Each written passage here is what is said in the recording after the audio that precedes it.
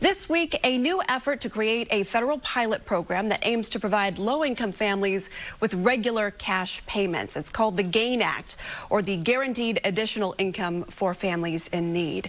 Joining us live now is the brains behind it, Representative Adam Schiff. Congressman, thanks for being with us. Great to be with you. To start off, can you walk us through how this would work if passed, and what's the threshold to qualify? So this is a pilot project for Medicaid recipients. It builds on a study that was done in Stockton that showed that if you provide a small amount of monthly income to help stabilize families that are on the edge of poverty, that it can really improve outcomes. It can improve their full-time work. It can improve their health outcomes, their mental health, their physical health. It can essentially save the government money on healthcare and other costs.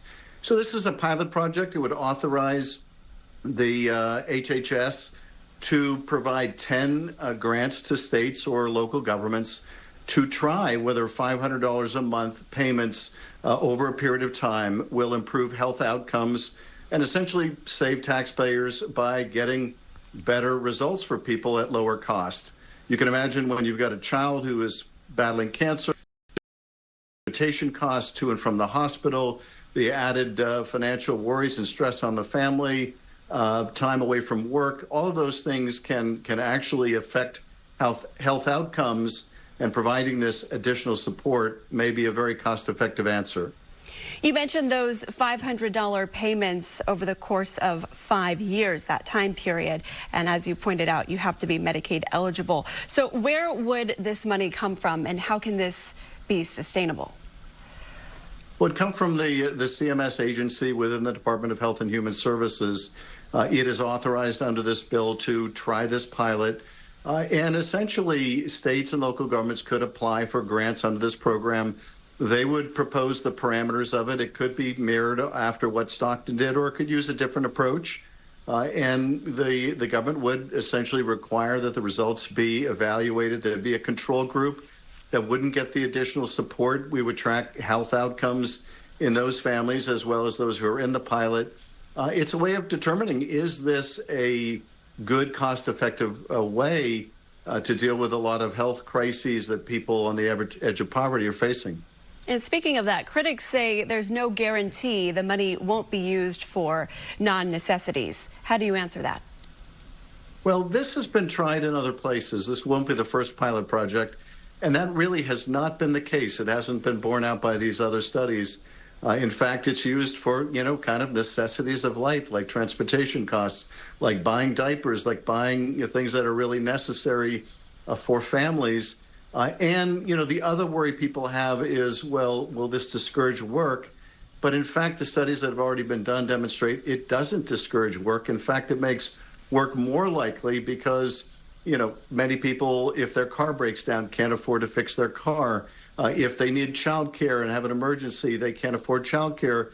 It keeps them out of the workplace not to have this basic financial security. So it is, our experiences so far told us these funds are not used, for buying drugs or these other things. And they do actually increase employment, not decrease it. Let's stay on that for a moment. Economists ask, if done broadly, couldn't it drive up inflation without raising productivity?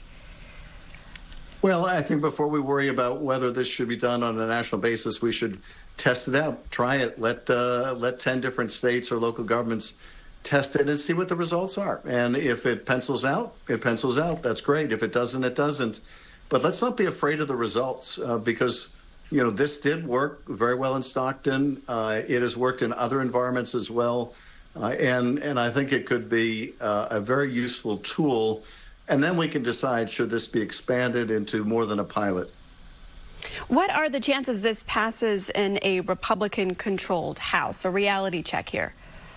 Well, it uses existing funds, so there shouldn't be an objection on that basis.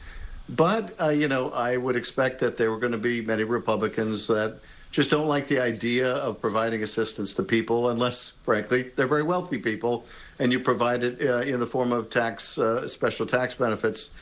So this doesn't really meet that criteria. So I don't think it'll have widespread support among GOP members, but I hope we get some. enough to get it passed, if not in this Congress, then in the next.